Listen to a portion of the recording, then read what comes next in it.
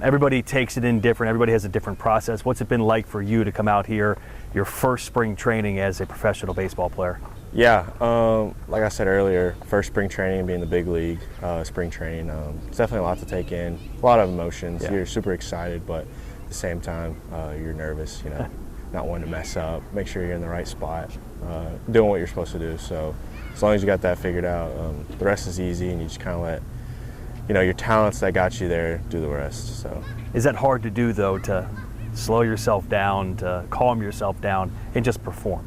Yeah, definitely. My first bullpen here, I was definitely, really ramped up. You got DJ behind you, you got Tito, you got Hunter Green, so it's kind of hard not to be amped up, but you just take it one day at a time. Well, let's talk about Hunter Green, because you mentioned him. He's coming off an all-star season. He's in talks to win Cy Young, like you, a first-round draft pick who throws really, really hard. Mm-hmm. Have you found yourself trying to be around him, talk to him, lean on him for anything he can do to help you? Yeah, he actually came up to me. We met for the first time. We had texted a lot, but he was just kind of giving me some words of wisdom, letting me know that I could be, or he could be a shoulder to lean on, mm-hmm. and ask questions. And we haven't talked too much, kind of busy doing other things, but just being able to watch him from afar and see how he goes around his business is, it speaks a lot. So. I think anybody, whatever business they're in, when I was getting started in my job, there were guys I looked up to and emulated. Even if they knew I wasn't doing it, I was doing it. I got to think it's the same for you, to be able to have guys you can just observe, watch, learn from. It has to be important to your development. Yeah, 100%. I mean, you hit it on the nail. Just like, today I was watching Brady Singer throw, just watching how he goes around his process. And then also my roommate is Rhett, so I'm kind of like the annoying little brother, just ask him a bunch of questions. He's probably tired of me now, but he better get used to it. Annoying little brother, what are you guys, a year apart? Yeah, just a year apart, but I feel like in the baseball world, he's like so much wiser than me, but he's a really cool dude. He's been awesome to me, so. Okay, so you're here with Cincinnati. You had such a great college career. You got so much talent. You're a first-round draft pick. Is there a lot of pressure that comes with that, Chase, to show every day what you are? And do you like that pressure, and is there any on you, do you feel? I mean, of course there's going to be pressure in anything you do. Being the first pick of this organization, you're going to have a lot of pressure, but I was built for that. I had that in college, when I went to Wake, all kinds of stuff. So I just see it as an opportunity.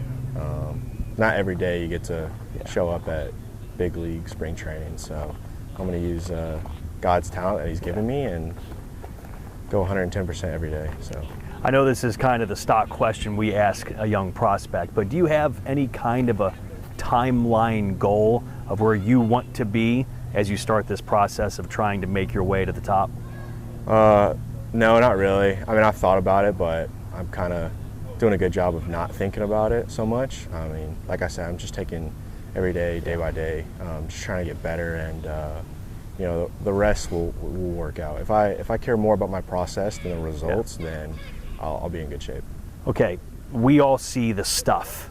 We all know about your stuff, how hard you throw. Can you tell us what you're like on the pitcher's mound when you're in your element? What I'm like? Yeah.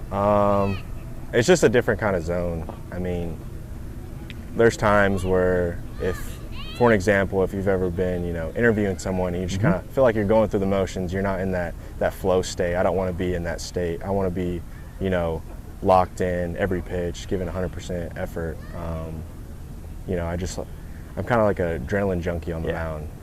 I think, the defense and the offense can feed off of that, and I'm just out there doing my job, really. All right, you're going to lock me in now to ask better questions. Here we go, man. Let's go. Okay, so here's a question for you. Yeah. What's the hardest you've ever thrown a baseball? I throw a baseball 102 miles an hour.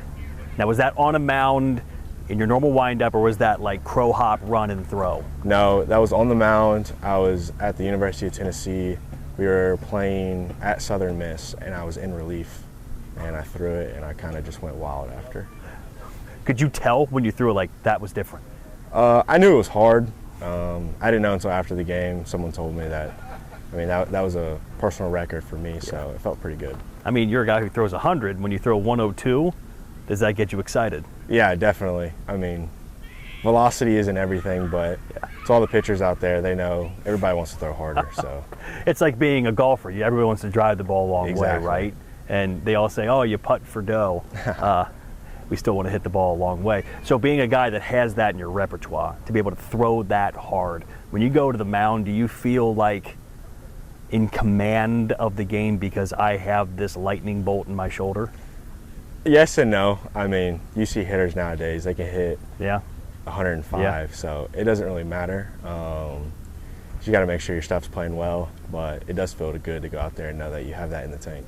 Is it kind of cool that you and Rhett share this same kind of path? There's so many similarities, now not necessarily in your game, but in your path.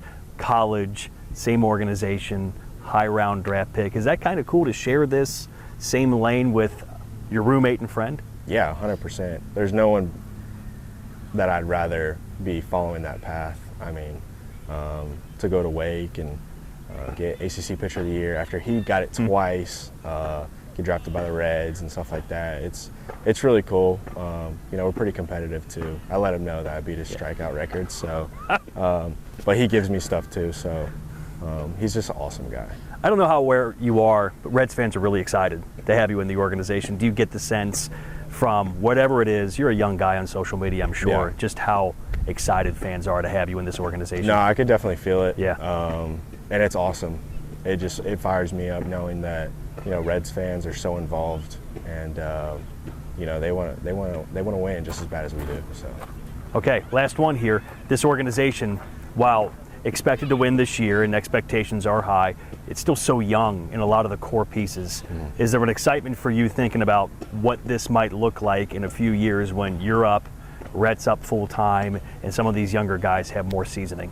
Yeah, of course. You always think about what it could be, but again, I think if everybody just goes through their process and just tries to get better, then it'll work out in the long run. But it is really exciting when my locker mate is Cam Collier, Edwin Arroyo's across from me, Chase Petty, and stuff like that. So it is really cool to see these guys and see what we can become together.